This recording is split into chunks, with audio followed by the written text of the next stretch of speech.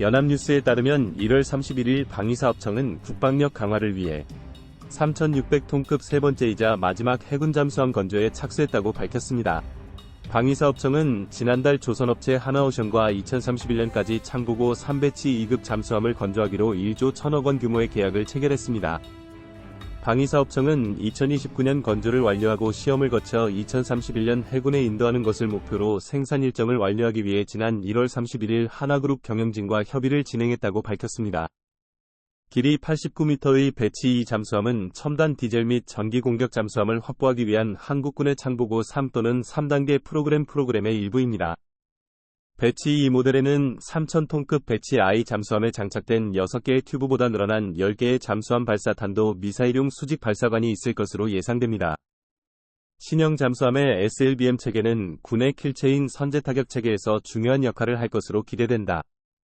방위사업청에 따르면 배치 2 잠수함은 최신 소음 감소 기술을 사용해 스텔스 성능을 향상하고 리튬이온 배터리를 장착해 수중 임무를 더 오랫동안 수행할 수 있게 될 것이라고 한다. 현재까지 한국 해군은 KSS-3 배치 I 잠수함 2척을 인수했으며 올해 또 한 척을 인도받을 예정이다. 배치 2 잠수함 3척은 모두 건설 중입니다.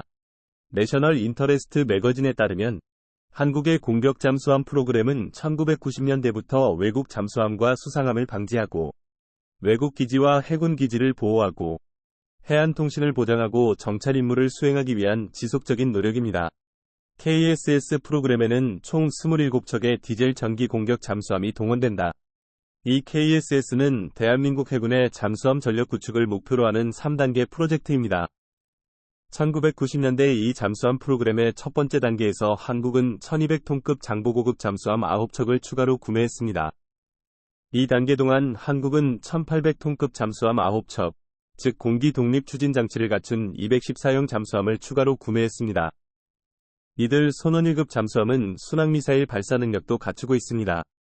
3단계 프로그램의 일환으로 한국은 잠수함 발사탄도 미사일을 발사할 수 있는 잠수함인 도산 안창호 잠수함 9척 중 2척을 건조했습니다.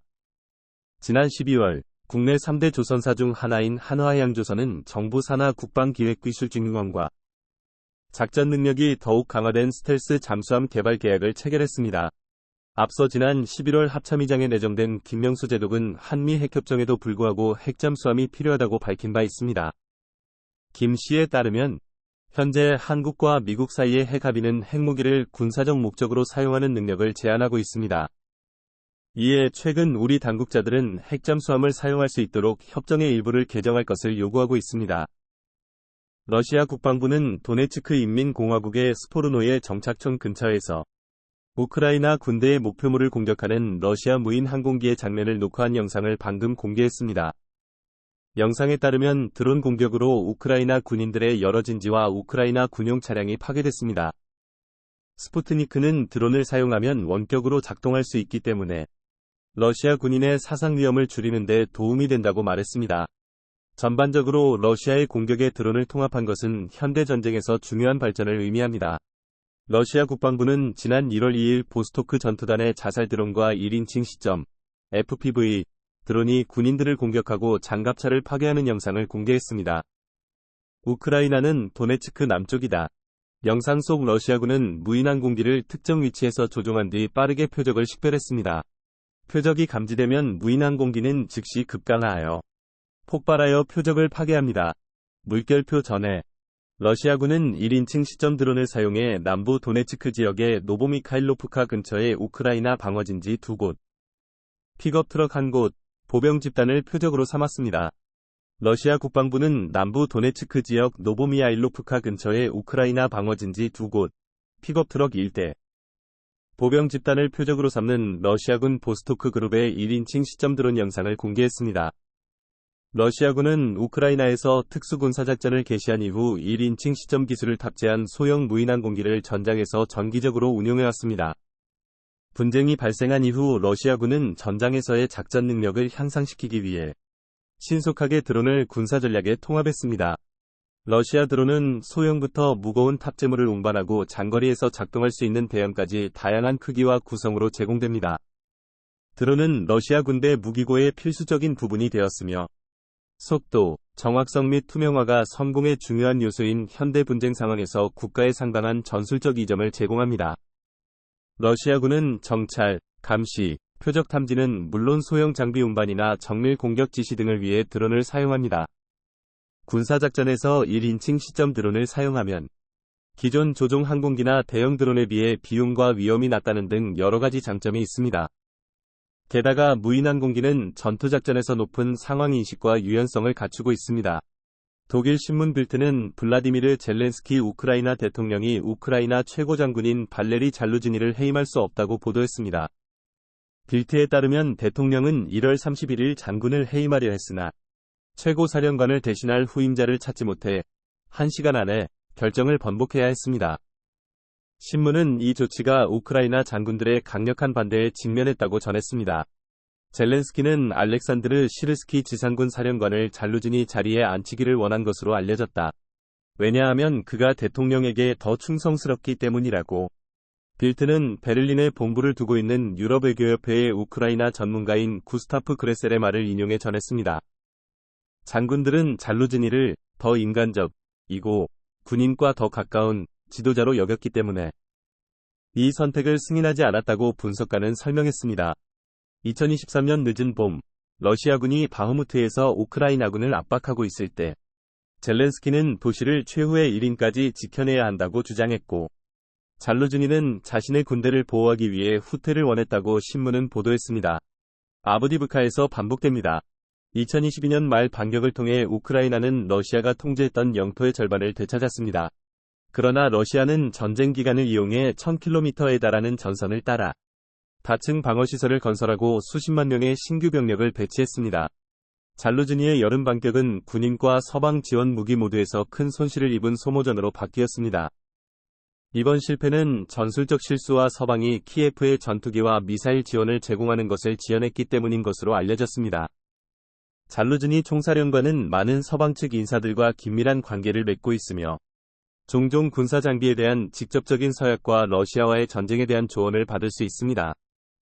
가디언 신문은 오늘 2월 1일 소셜 네트워크의 우크라이나 관리 부다노브가 작성한 성명을 인용하여 가까운 장래에 러시아 인프라에 대해 키예프가 수행하는 공격이 증가할 것 같다고 말했습니다. 부다노프 씨는 이렇게 말했습니다. 가정적으로 이 모든 일이 일어나도록 할 계획이 있습니다. 내 생각에 이 계획에는 러시아의 모든 중요한 시설과 군사 인프라가 포함될 수 있습니다.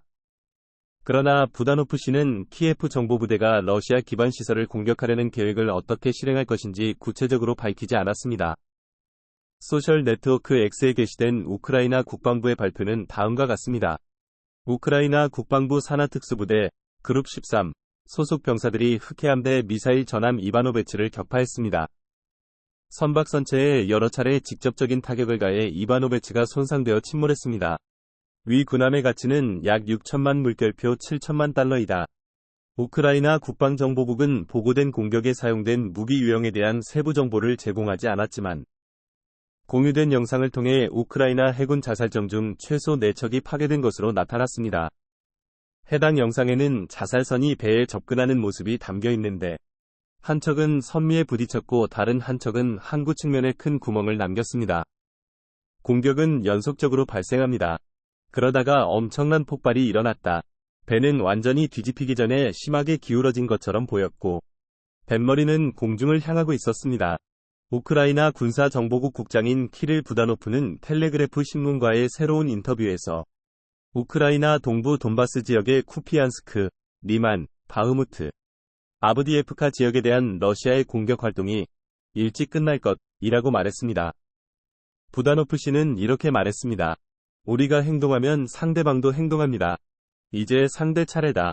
그것들은 끝날 것이고 우리는 시작할 것이다. 러시아 측은 이번에는 우크라이나군이 서방이 이전한 대부분의 장비를 파괴하고 최고의 훈련을 받은 병력을 미숙한 징집병으로 교체한 뒤 반격할 것으로 추정하고 있는데 이 경우 미국이 계속해서 군사 지원을 제공할지는 불확실하다. 우크라이나의 정보 지도자는 러시아가 봄까지 공격 자원을 완전히 소진할 것이며 키예프는 새로운 반격 캠페인을 시작할 것이라고 발표했습니다. 러시아는 지난 6월 키예프가 시작한 반격 작전이 실패한 후 우크라이나의 많은 전략적 목표에 대한 대규모 공격 작전을 시작하고 있습니다. 또한 지난해 말 반격 당시 우크라이나는 외국 고문들이 제안한 대로 한 방향으로 집중하는 대신 서방이 제공한 탱크와 장갑차를 갖춘 나토식 훈련 여단을 최전선에 걸쳐 다수 투입해 러시아 전선을 따라 여러 지역을 공격했습니다. 그러나 우크라이나의 공격은 지뢰밭, 장애물, 요새로 이루어진 밀집된 시스템을 갖춘 러시아의 밀집된 방어선을 뚫을 수 없었습니다. 공격 노력으로 인해 우크라이나는 전투 차량과 인적 자원에 막대한 손실을 입게 되었고, 이로 인해 우크라이나는 러시아의 공격에 대처하기 위해 전략을 변경하고 적극적인 방어 태세로 전환해야 했습니다.